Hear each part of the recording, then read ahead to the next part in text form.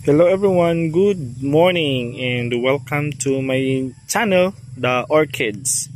So for today's video, I want to share to you again my orchids na kakalipat ko lang dito sa driftwood. Kasi ito sila guys noon is nakatanim ito sila sa mga clay pots. Kaso last time is hindi gaanong elevated yung pagkalagay ko, yung iba nahulog kasi yung mga pusa namin doon sila naglalaro sa mga clay pots. That's why I decided to put them into driftwood. And kagaya ng style ko noon, ganito yung aking style ng pagkakatanim doon sa kabila kong YouTube channel sa Swedish Orchid Garden. Kaso hindi ko na po siya ma-open kasi nung nawala po yung cellphone ko, hindi ko na ma-recover yung aking email and then whatsoever pa yung hinihingi. Kaya I decided na magawa na lang ng panibagong YouTube channel which is The Orchids at ito yun ngayon. So for today's video, i-share ko sa inyo kung kamusta na ba yung aking mga dendrobium orchids na nakadikit dito sa ating driftwood na kung saan I think 2 weeks pa lang itong silang na-transfer dito. So nag-decide ako na mag-video kasi I saw some progress kanina while nagdidilig ako sa kanila gamit yung spray and meron ako makita mga kaunting mga improvements sa kanila. So ibig sabihin nagustuhan din nila. And for the information of everyone, ang gamit ko po na driftwood is kakawate or known as Madrid cacao.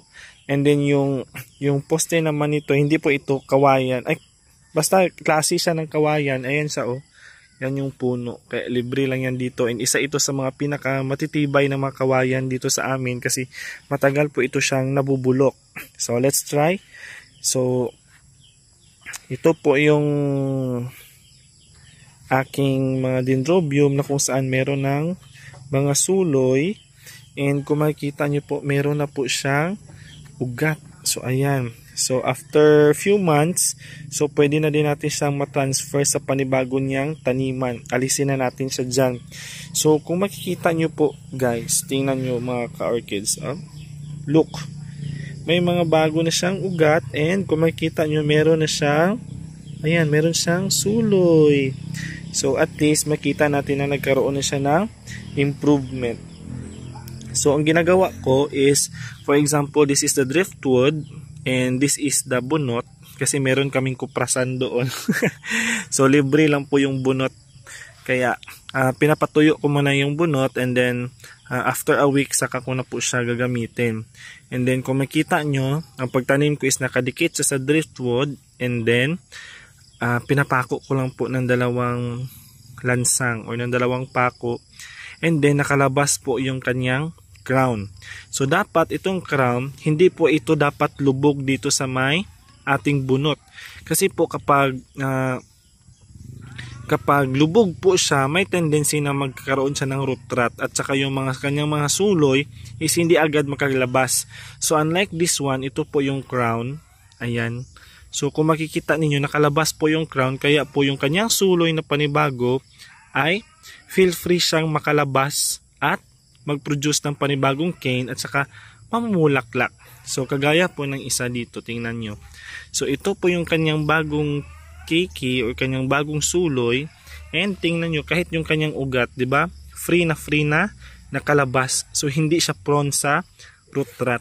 So after a month, so makikita na natin na mag-i-improve na siya. So we're hoping and praying na sa di magtagal, magpo-produce na din sila ng mga bulaklak. Ayan, so tingnan nyo po. So noon, ito sila mga keiki lang din po ito sila. Ayan, kaya kung makikita natin, meron na silang mga ugat. Kaya tingnan po natin. Ayan, oh, tingnan nyo. Nakalabas yung kanyang mga ugat. And then yung kanyang bagong root, yun yung dandahan na magdikit sa driftwood natin. Ayan. At saka antayin na natin maging stable at saka magiging healthy. So ayan po yung mga bago nating mga tanim dito na linya. So ubusin po natin yan. Ito muna yung una and then next time doon na naman sa likod hanggang sa doon. Huwag lang natin ipaabot doon sa may nyog kasi baka po madagdagan ng dahon ng nyog or ng bunga ng nyog. Kawawa naman po yung ating mga orchids, mamamatay sila. And of course, please take note sa pagtatanim po ng orchids, lalo na kapag gumagamit tayo ng bunot, be careful po tayo sa ating watering system. So, do not water them as long as ang bunot is still wet, no?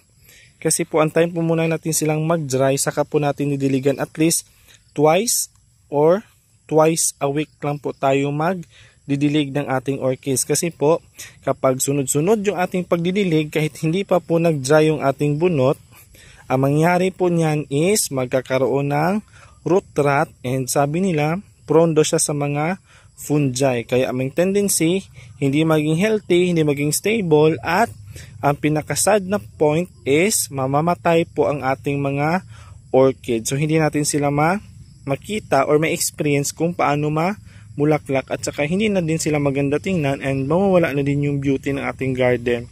So for today's video, hanggang dito lang muna tayo. Maraming salamat sa panunod, hanggang sa muli, and maraming salamat. God bless everyone.